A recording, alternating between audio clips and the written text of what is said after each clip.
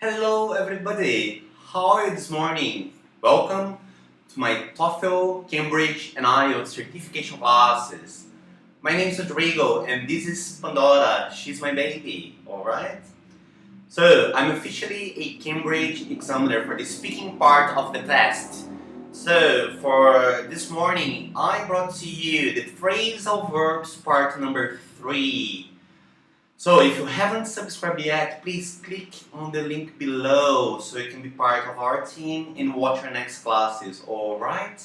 So you can watch phrasal verbs number 1 and phrasal verbs number 2. Just to remind you, phrasal verbs are imperial when you're learning English because basically Americans and British people, they don't use Latin words to express themselves. They usually use the phrasal verbs, alright, which are daily expressions, so you need to know them, okay? There's no escape.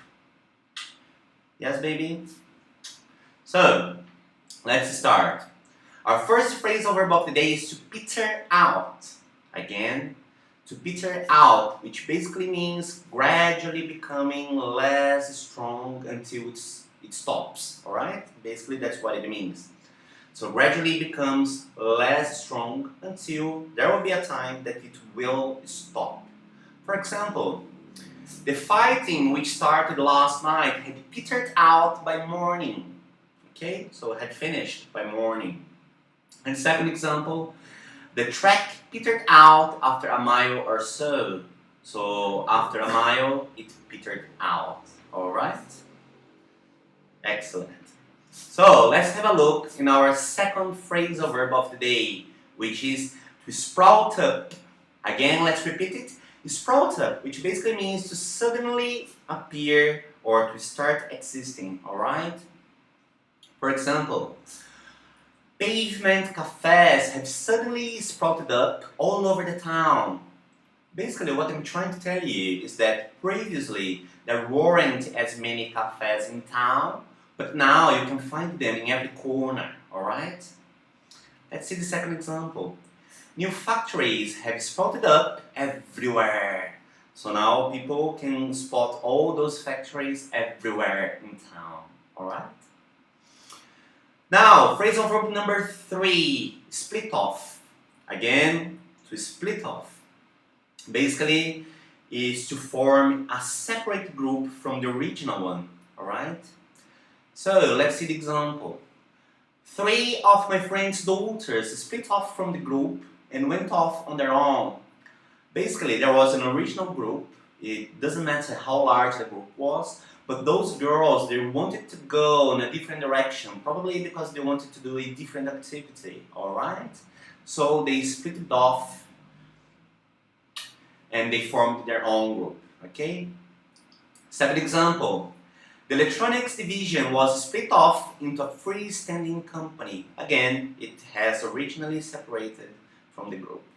Alright? Now, number 4, cut off.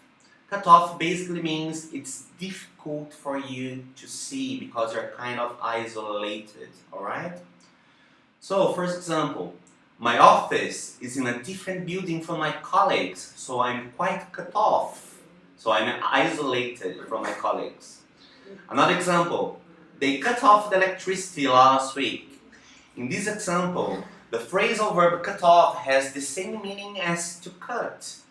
So, in other words, some phrasal verbs, they might have 3, 4, 5 different meanings. I'm just using the meanings that I really believe are imperial for TOEFL, Cambridge and IELTS certification, alright? So I'm not teaching you all the meanings for all phrasal verbs, alright? Now, number 5, to test something out. Basically, instead of using the theory, you want to test something in a practical side, so in a practical approach, alright? So let's see it. We need to test the product out in the market before launching it. Basically, we need to know how it works in the market, in a practical side. And the second example, the students have tested out their cost-cutting ideas in several companies. So again, the students put into practice their cost-cutting ideas in several companies, so they probably wrote a report, and now they have the results of that. Okay? Excellent. Now let's see phrasal verb number 6, which is to reflect upon, which basically means to think very hard about something. Alright? So, we all need to take some time to reflect upon what has happened. So we all need to take some time to think carefully about what has happened. That's what it means, okay? Another example. A recently majored doctor needs to reflect upon his future plans because he might leave the country to work abroad. In other words, nobody in their right mind just leave their country and go abroad. They need to reflect upon the idea. They need to think carefully. They need to think it over before they make a decision. Alright? Excellent. So, phrasal verb number 7. Something leaps out at somebody. Basically, if something leaps out at you, you notice it immediately. Okay? For example, as I turned the page, his picture leapt out at me, so I immediately noticed his picture. Alright? Another example. I couldn't solve the crossword clue last night, but this morning the answer leapt out at me. So this morning, even without the clue, as soon as I woke up, oops, yes, I have the answer. You know, that's what happened. So I immediately noticed the answer. Alright? Excellent! So, phrasal verb number 8, which is loosen up. Basically, you prepare your muscles before doing some harder exercise. You can stretch up, your muscles before you do exercise. For example, we always do exercise to loosen up before playing tennis. Because I don't want to be with the cold body to play tennis. I might feel pain, I don't want to stretch my muscles. I don't want to stretch my back. So I need to loosen up. Another example. He always spends 20 minutes loosening up before going for his morning run. So that's something he always did. Alright? And the last one, which is to water down.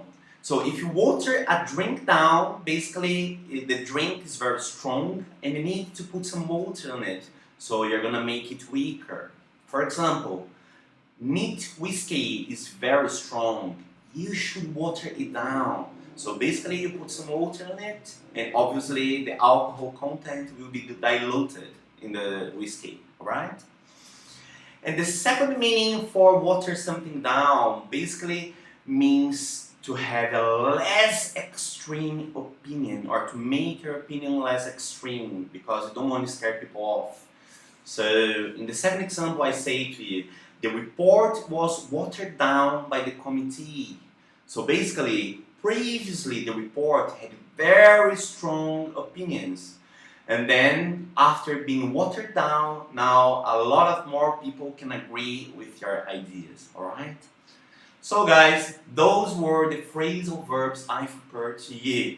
And I'm so glad that you are still following me on my YouTube channel. I'm just trying to help you guys to achieve your goals, one day getting a TOEFL with 100 to 120 points or marks, or if you're trying an IELTS test, 7.5 to 9. So basically, what I mean is C1 and C2 levels of English. That's what I'm trying to do here.